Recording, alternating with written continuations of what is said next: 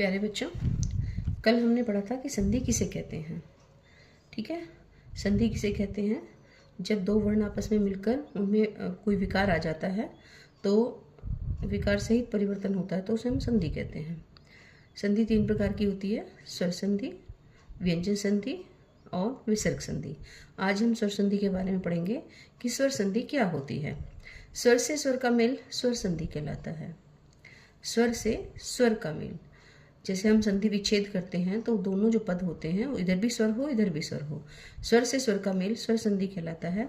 स्वर संधि के 5 भेद होते हैं: दीर्घ संधि, गुण संधि, वृद्धि संधि, यण संधि और अयादि संधि। पहला है दीर्घ संधि। आज हम दीर्घ संधि के बारे में पढ़ेंगे। दीर्घ संधि क्या होती है? दीर्घ संधि जैसे कि इसके नाम से ही स्पष्ट है, दीर्घ क्या है? बड़ा। क्या है? दीर्घ का अर्थ होता है बड़ा। कि जो दीर्घ संधि है इसकी पहचान क्या होती है कि ये संधि स्वर्ण संधि भी कहलाती है, सवर्ण संधि। सवर्ण संधि क्यों कहलाती है? क्योंकि ये सेम वर्ण में होती है। ठीक है, सेम वर्ण कैसे? जैसे अवर्ण, आवर्ण, ईवर्ण। यह संधि अपने सजातीय वर्णों में ही होती है और अवर्ण, ईवर्ण, उवर्ण में पाई जाती है। यह संधि हर स्वर क्या होते हैं? हर स्वर 4 होते हैं: ए, ई, उ और री। ठीक है, और दीर्घ स्वर होते हैं आ, ई, उ, ए, आई, ओ, औ। ठीक है, दीर्घ स्वर 7 होते हैं। ये अपने समान स्वर के मेल से बनती है, मतलब स्वर और हर स्वर और दीर्घ स्वर उन दोनों के मेल से बनती है। हर स्वर भी मिले तो भी ये अपने दीर्घ स्वर में आ जाती है, दीर्घ मिले तो भी ये अपने दीर्घ रूप में ही रहती है।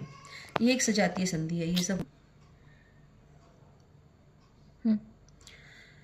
जब दो समान स्वर अपने वर्ण के समान स्वर ह्रस्व या दीर्घ से मिलकर अपने दीर्घ रूप में आ जाते हैं तो दीर्घ संधि होती है।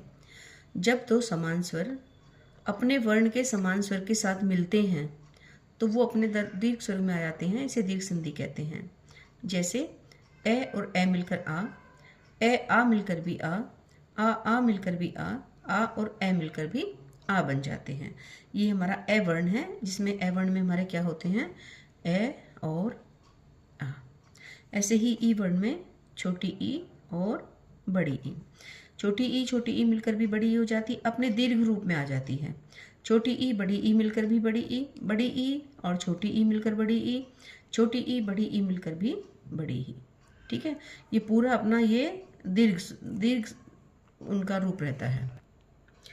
अगला है उवर्ण। उवर्ण में क्या आते हैं हमारे? छोटा ऊ और बड़ा ऊ। छोटा ऊ मिलकर भी बड़ा ऊ, छोटा ऊ बड़ा ऊ मिलकर भी बड़ा ऊ, बड़ा ऊ मिलकर भी बड़ा ऊ और बड़ा ऊ प्लस छोटा ऊ भी बड़ा ऊ। ठीक है, तो और री ये रे ऋषि जो होता है हमारा, ये भी मिलकर जो है क्या हो जाता है?